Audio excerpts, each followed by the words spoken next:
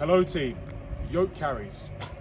We have this in our strongman workout this week, so we're going to go through some technique tips for the yoke carry.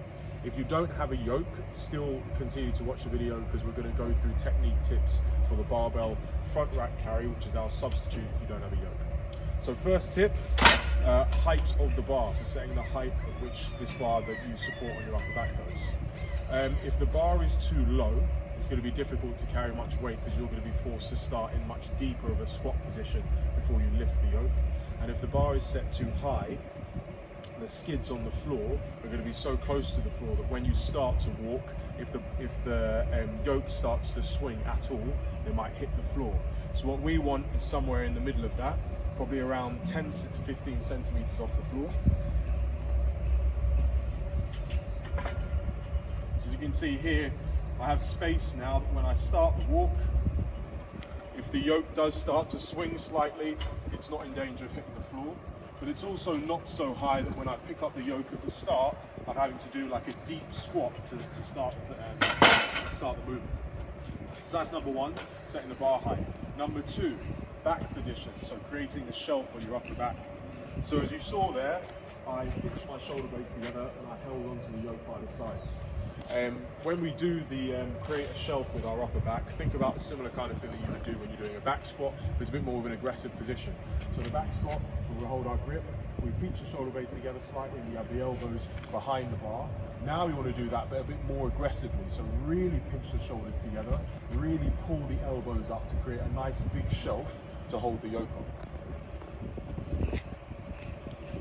Pinch shoulder blades together, elbows go up, nice big shelf, so when I lift, the yoke is sat securely on my upper traps. If I leave that shelf, if I don't pinch and bring the elbows down, now that shelf disappears, so not much to hold the yoke on. So again, coming under, pinch shoulder blades together, elbows up, create that big shelf, and then stand. Point number three, hand position. So the first time I picked up the yoke, I had my hands on the side. Second time, I had my hands on the bar. It's up to you where you put your hands. The main ones are going to be a regular back squat grip, roughly about where you'd have your hands for a back squat, a wide back squat grip, or holding on to the uprights of the yoke itself. Which one you do really just depends on which one feels the most stable for you in carrying the yoke, and the one that allows you to have a big enough shelf to also carry a large load. So it's good if you've got your hands here, you feel nice and strong and stable when you stand up with the yoke.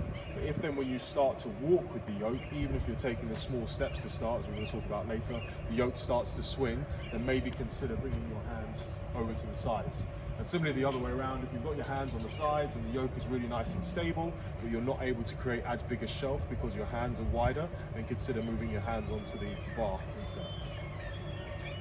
Point number four, walking.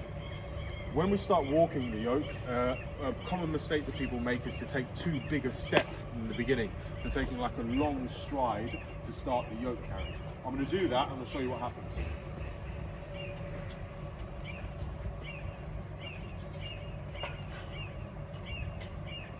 So straight away, the yoke starts swinging. Instead, when we start the yoke carry, we want to start with small steps, and then as we increase speed, as we pick up speed and momentum, then we can start to lengthen our stride to become more like our natural gait.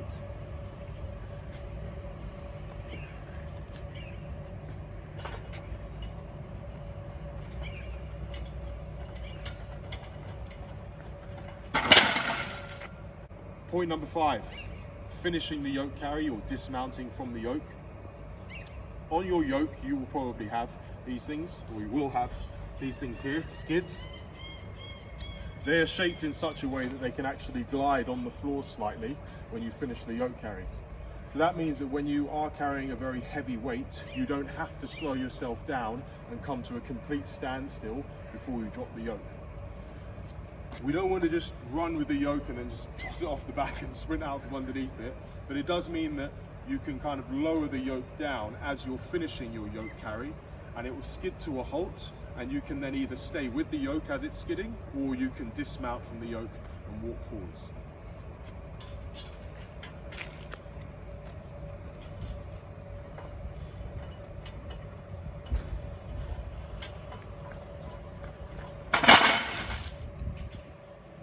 That's what makes the yoke, or one of the reasons why the yoke is so safe to do this with, because if you do stumble with the weight or you have to dismount the weight quickly, it's very easy to do, and it doesn't mean you have to come to a complete stop when you're finished. Have fun with the yoke carries, and if you haven't got a yoke, keep watching and we're going to go through the barbell front rack carry substitute instead. Alright, barbell front rack carry. This is our substitute for the yoke carry if you don't have a yoke available to you.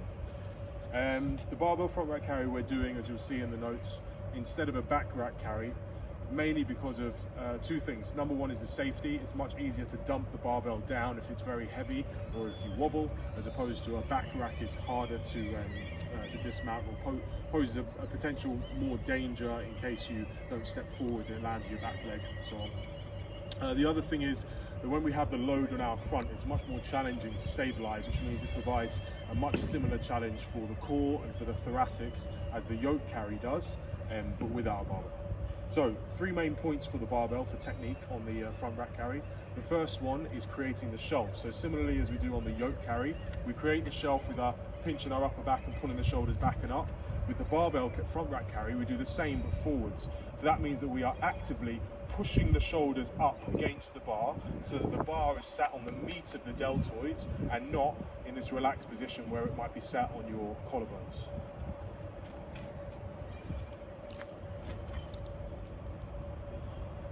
So here I'm actively pushing up with my shoulders, pushing up with my elbows and holding the bar. Now when you're doing this, you're going to have a load that's probably so heavy, or it should be so heavy, that you're going to need to go from one rack to another. So consider that when you're organizing your space. That's point number one, creating the shelf. Point number two, hand position. So we spoke about hand position on the yoke, on the uprights, narrow, wide, or on the bar, narrow, wide, or on the uprights. On the barbell, that's more talking about the hand position in terms of fingers under the bar. So the ideal is, if you have the mobility for it, to have full 4 fingers around the bar, potentially even a hook grip, but as strong a grip as possible, as closed a hand as possible, is going to give you the most control on the bar, and it's also going to create the most tension in your upper back, which then is going to help you to keep you nice and upright. With that being said, if you don't have the mobility in your elbow and your shoulder to be able to get all 4 fingers around the bar, then just get as many fingers as you can. 4 is better than 3, which is better than 2, which is better than 1. So the more fingers you can get around the bar, the better.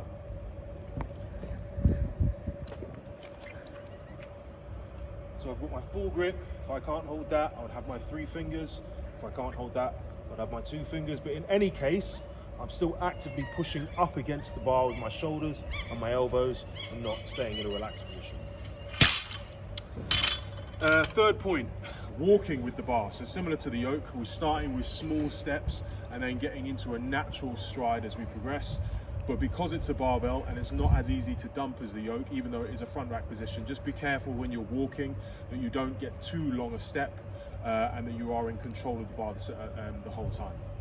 If I don't do that, if I take small steps, so similar to what happens with the yoke, if I take a really big step, that shift of weight from one leg to the other is going to cause an imbalance. It's going to make it a lot less stable, as opposed to if I start with those small steps and then gradually increase my stride as I go. So we're imagining I've unracked my bar from my first rack, and I'm walking forward, starting with small steps, and then increasing my stride length to something natural. Get to my second rack. So those are our 4 points for the front rack carry. Have fun with it. See if you can get hold of a yoke for the future, but if you can't, load this up nice and heavy. Be safe with your carry, so you plan your space, you plan where you're going to dump the bar, or where you're going to rack the bar at the end. Have fun.